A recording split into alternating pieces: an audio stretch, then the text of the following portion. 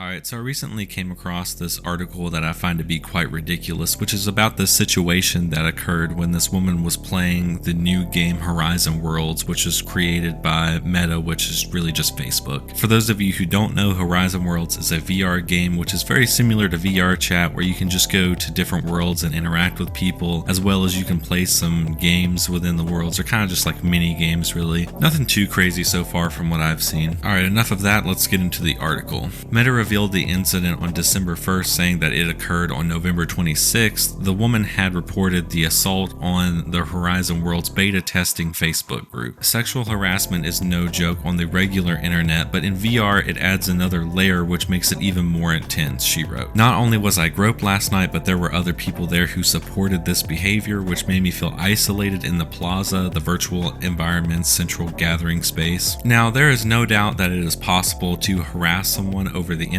We all know of situations where people are harassed online, but for this person to claim that someone sexually assaulted them because they groped her avatar, actually, to be more specific, someone else's avatar groped her avatar. I don't think you can really get any further from physical contact than that. What about all those times I was teabagged in Call of Duty when I was like 12, 13 years old? If that actually counts as assault, then I guess I have some claims I need to file. In its statement about the incident, Meta pointed to its Safe Zone feature, which allows users to block against interaction with other users. However, the company admitted that it needs to work on making the feature trivially and easily findable, said Vivek Sharma, vice president of Horizon, in the statement to The Verge. Meta spokesperson Christina Milian also told MIT Technology Review that users are required to complete training that covers safeguarding tools before joining Horizon Worlds, while reminders are also prompted during users' experiences. Okay, so the Safe Zone feature actually seems like it would be very useful because you are in VR and people could just get up in your face and do all the annoying stuff that people do. I have not played Horizon Worlds myself, but I have played VR chat, which is pretty similar, and I'll tell you that most of the people you meet in there are pretty crazy. Most of them are trolls, and it's honestly what I enjoyed about it the most. It is very chaotic, but for the most part, I've really only had good experiences in it. One of the points that she tries to make is that being in VR adds another layer to the harassment. I just think that it's so ridiculous to compare this to sexual assault, though. I think I want to make that clear that I'm mainly talking about the assault portion. Yeah, you can definitely be harassed in a video game, online, any of that stuff. It's very possible. But where I draw the line is at the assault allegation. You yourself are not actually being touched, and if it gets to be too much, you can always go to another world or take your VR headset off. At the end of the day, the nature of virtual reality spaces is such that it's designed to trick the user into thinking that they are physically in a certain space, that their bodily action is occurring in a 3D environment. Catherine Ross, a PhD student researcher of online harassment at the University of Washington, told Technology Review. It's part of the reason why emotional reaction can be stronger in that space and why VR triggers the same internal nervous system and psychological responses, she added. Those who have suffered sexual harassment in VR elsewhere say that Meta's Safe Zone feature isn't enough. Generally speaking, when companies address online abuse, their solution is to outsource it to the user and say, "Here we go, we gave you the power to take care of it yourselves," said Cross. Meanwhile, Meta's Milian maintained that it's never a user's fault if they don't use all the features we offer, adding that they will continue to improve the platform. Oh, they are absolutely reaching with this one. I know that VR makes gaming more immersive, and I understand that it can somewhat trick the nervous system into thinking something is real,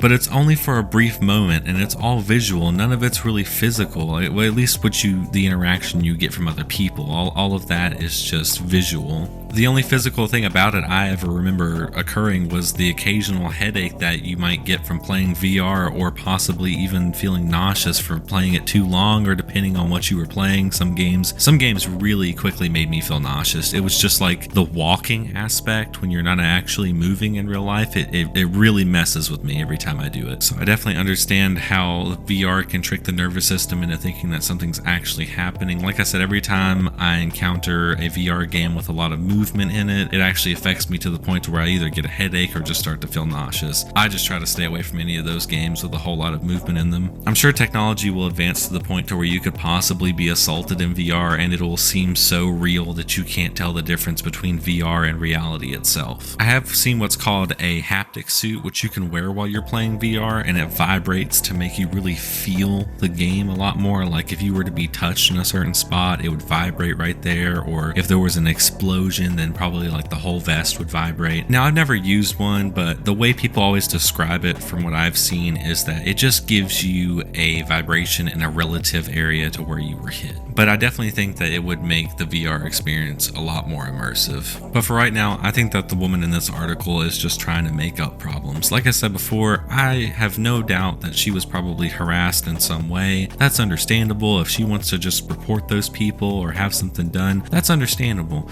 But to call it assault, I think is like, it's just reaching way too far. As always, leave a comment, let me know what you think about all of this, and I will see you in the next one.